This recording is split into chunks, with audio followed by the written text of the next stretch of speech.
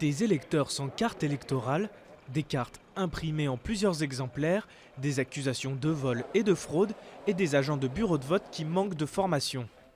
Malgré toutes ces inquiétudes sur la bonne tenue des élections en Centrafrique, l'autorité nationale en charge du scrutin reste optimiste. À moto, à bicyclette, par pirogue, par tous les moyens en tous les cas. Tirant les leçons des difficultés que nous avons eues lors de l'enregistrement des électeurs et lors du référendum, des moyens conséquents ont été disposés dans toutes les localités pour faire face à ces besoins.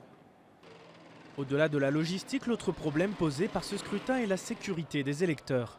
Il y a 2 semaines, lors d'un référendum, des groupes armés avaient tenté d'empêcher le vote à Bangui et dans des zones contrôlées par l'ancien rebelle Séléka Noureddine Adam.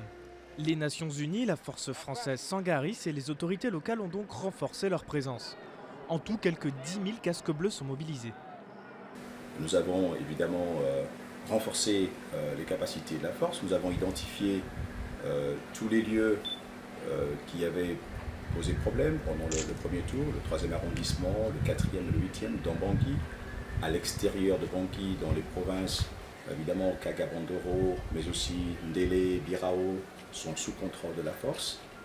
Certains bureaux de vote sont déjà sous surveillance. Et les groupes d'autodéfense de certains quartiers chauds de la capitale assurent prendre part au dispositif de sécurité. Nous avons 60 checkpoints qui clôturent complètement le kilomètre 5. Nous allons faire des fouilles, pas avec des armes. Les armes sont interdites à ce moment-là. Parce qu'il ne faut pas effrayer les gens.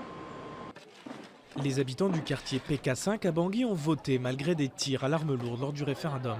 Mais s'ils se disent prêts à se rendre aux urnes coûte que coûte, ils se sentent aujourd'hui plus en sécurité.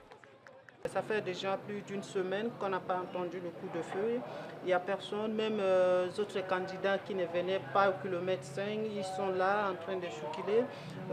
On les accueille à bras ouverts. Quand même la paix, ça revient un tout petit peu. Bon, on n'a pas peur, on va voter. Tout le monde a besoin de voter. Les élections initialement prévues en février ont déjà été reportées plusieurs fois. À présent, les Centrafricains n'ont qu'un objectif, élire un nouveau gouvernement pour reconstruire le pays après 3 années de conflit.